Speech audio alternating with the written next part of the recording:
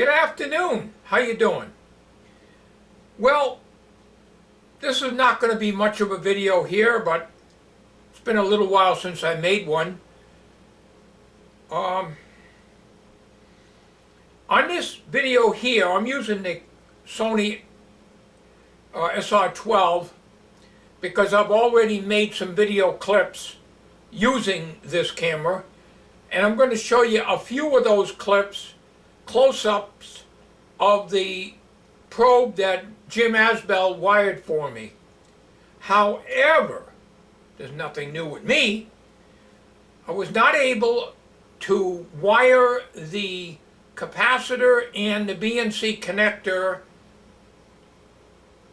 at the ends. I got the switch successfully installed in the tube, but I was not able to solder properly the capacitor without shorting it out and pushing it in, and I was not able to solder in the BNC connector at the other end on the wire. The reason is I tried to keep the wires very short. What I should have done is left them long. Jim had them very long. I should have left them long, soldered onto the BNC and just push all the wire in. I didn't want to do that because you're working with a relatively high frequency, 455 kC or higher. But that's probably the original way I was originally going to do it anyways. But I decided to box it all up and send it to Jim and pay Jim, upon my insistence, paid Jim $30, wire it up for me. That's it.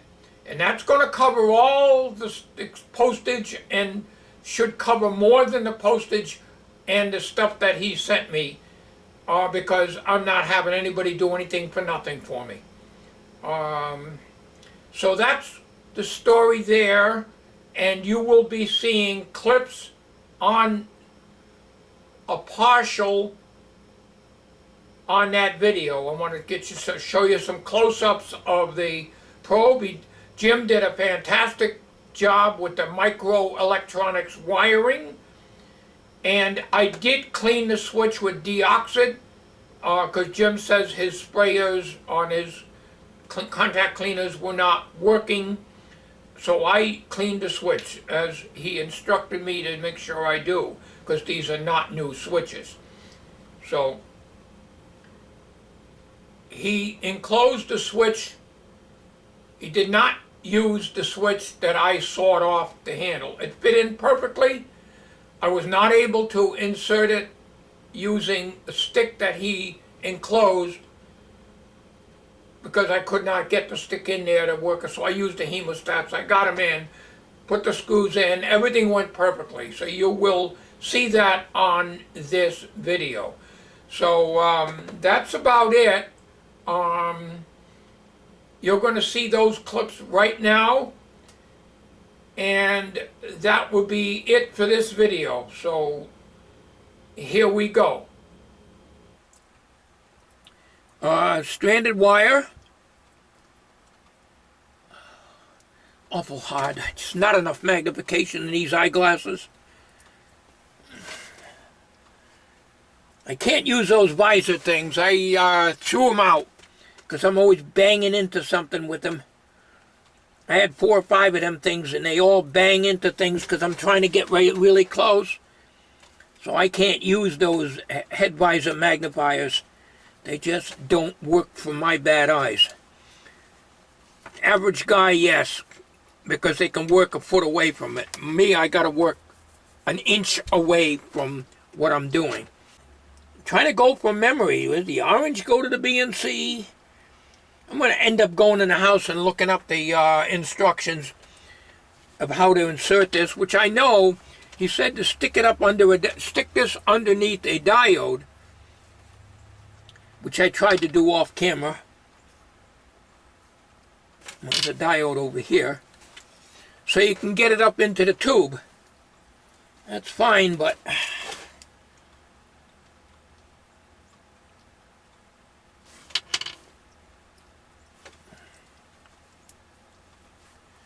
It don't go under the diode.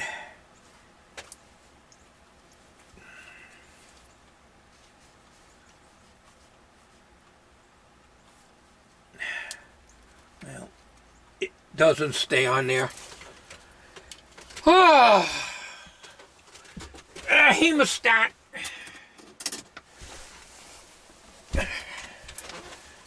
I don't know what end goes in where. I'm gonna guess. If it happens to be wrong, I'll just bring the wire over to the opposite side. So, what we do, what we want to do is have this switch at the probe end, and the probe end takes the capacitor. But I can't remember whether the capacitor goes on the blue or the orange. Or the green, actually. I guess this is green. Yeah. The green wire or the orange wire, I really don't know. It does go in the tube.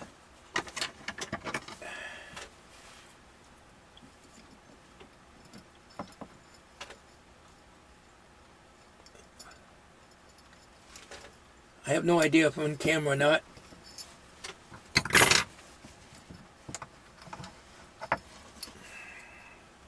I got it in there. Now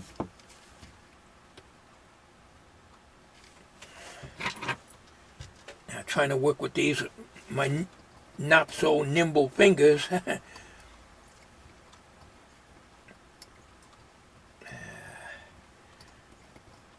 sure.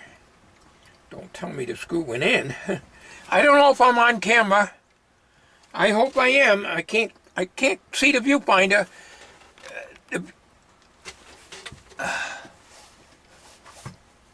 I can see the magnifying glass, but I don't know if you can, if the probe is in magnifying glasses here. I really don't know. I hope you're in camera. That's all I can say. The best I can do, folks. I just don't have a proper setup for this kind of stuff.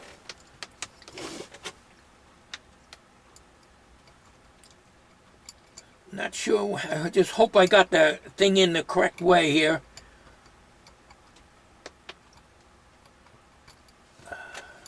Well, I got one screw in, but I can't get the other one in. I got to tighten this one up. I got to get a magnifying glass and look at the viewfinder and see if I'm in. Yeah, I'm in. Get that camera tuned a little bit. There we are. Now we're in camera. Now let's get a number 1 Phillips. If there's 2 ways that this can go in, I always put it in the wrong way. Every time. Whatever it is. Okay, the other hole is lined up perfectly.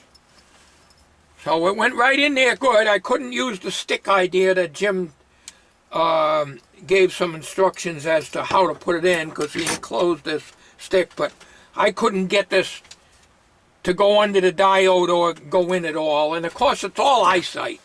You need eyes. If you don't have eyes, you're no damn good. You might as well be dead. You got to have eyes.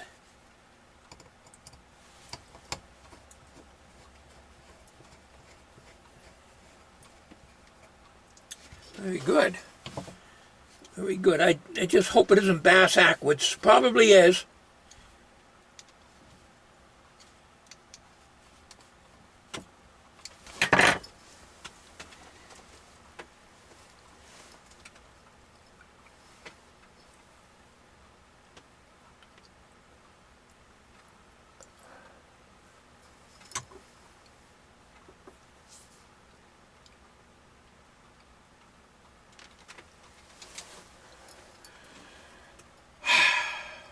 Now, perfect. My luck, it's probably backwards, because it's very important that the probe end, which is this end here, where the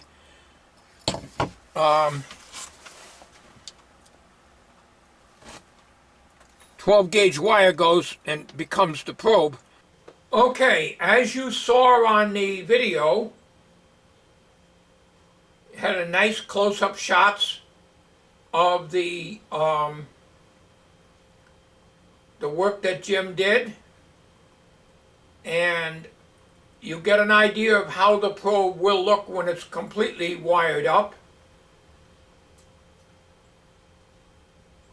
So at this time that I'm making this video, I would say Jim should be getting the probe. Today is Thursday.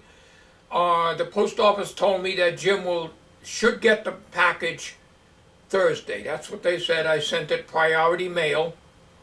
It didn't cost all that much to send it. It was about, I don't know, I can't remember what it cost me now, but it wasn't all that much money.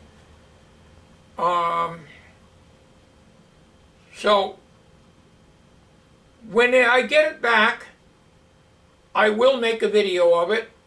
It will be the Jim Asbell probe. It will no longer be the old 64 goat probe. When I have somebody else do my work for me, they get the credit, not me.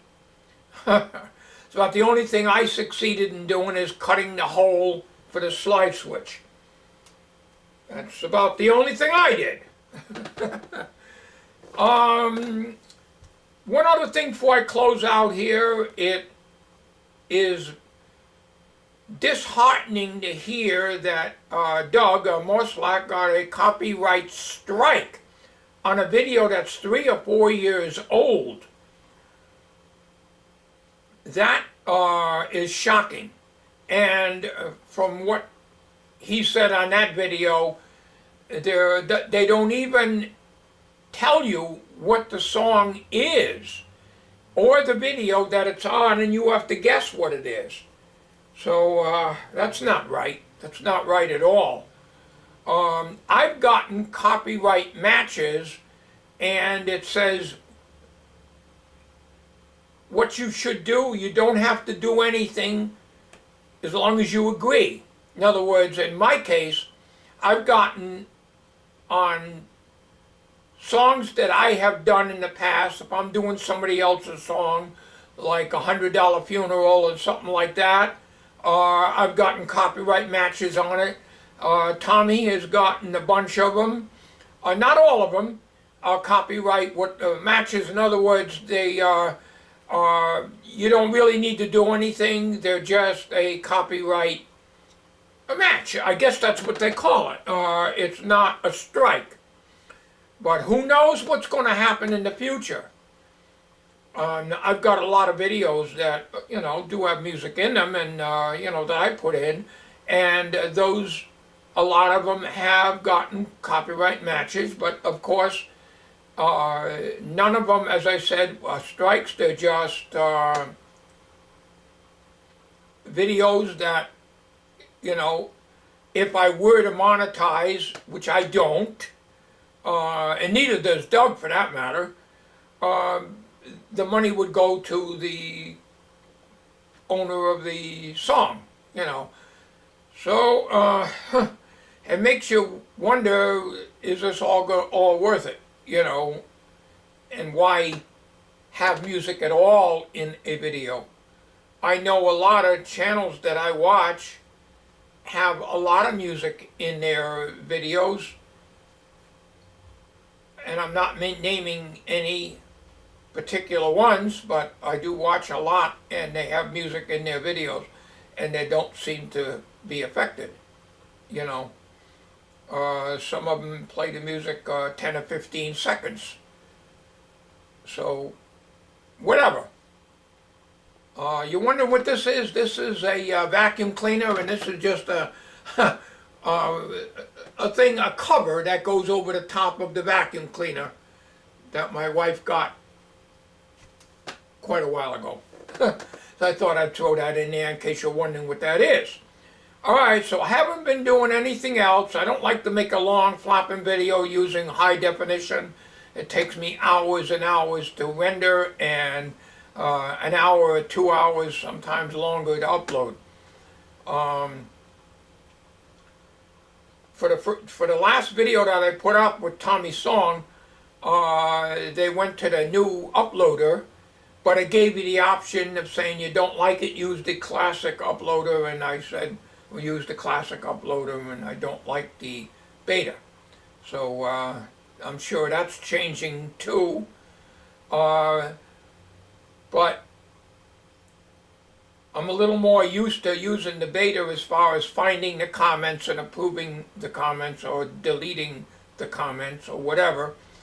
So you'll see a lot more of your comments showing up, but still there's many, there's hundreds if not thousands that I'm never going to be living long enough to approve or deny them. So you understand that I can only do the last couple of videos, and that's about all I can handle. So all comments on anything Tommy does will be disabled, and that's the way that's going to be. And the thumbs up and thumbs down will be activated, I guess you'd call it. So, you know, and that's the extent of that. The video I'm doing here will be comments pending approval, like they always will be from now on. And that is it. So, so that's the story on the probe. When it comes in, there'll be a video on me hooking it up to the ICO 147A and trying it out on the Aero Ear radio, which is most likely the next radio I'll be working on. We're getting closer to Christmas now, so there's not going to be anything done on the Philips radio. I watched Greg's vintage workshop, and he's got a nice chassis rig that he made. I like that. I was thinking of maybe making one for the Philips chassis when I pull it out and recap it. But the problem with that is the chassis is 22 inches long. The radio is the cabinet is 24.5 inches long. But that would require a great big rig, and I have to see if I got 24-inch threaded rod, 1/4 inch. I think I might have, but I don't know if they're 24 inches. But that's in the future, and if I made one, it's going to be, where am I going to put it? Because I got absolutely no more room in that shop. So, you know. But his was screwed down to the workbench. I really don't want to do that. But that's something I'm thinking of doing. I like the rig that he's got. You can swivel it with carriage bolts and tighten it up with wing nuts. And the threaded rods have wing nuts on them. And he's got 2 sets. Well, he's got 2 of them, I should say. One in the front. The chassis sits here, and then one in the back. And you can adjust the width of it to the chassis you're using, and then I guess you got some way to mount the chassis to the sides of the wood frame, which looks like it's 1x2s or whatever he's got in there, and 2x4s and a base and plywood. So it's a little bit of a woodworking project, which obviously with snow on the ground and mud and everything else and cold weather and temperatures in the 30s, there's not going to be any woodworking project until next summer. So with that, I want to bid you all a good day. Thank you for watching.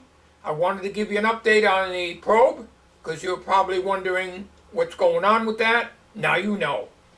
Now you know the rest of the story. Like Paul Harvey would say, good day.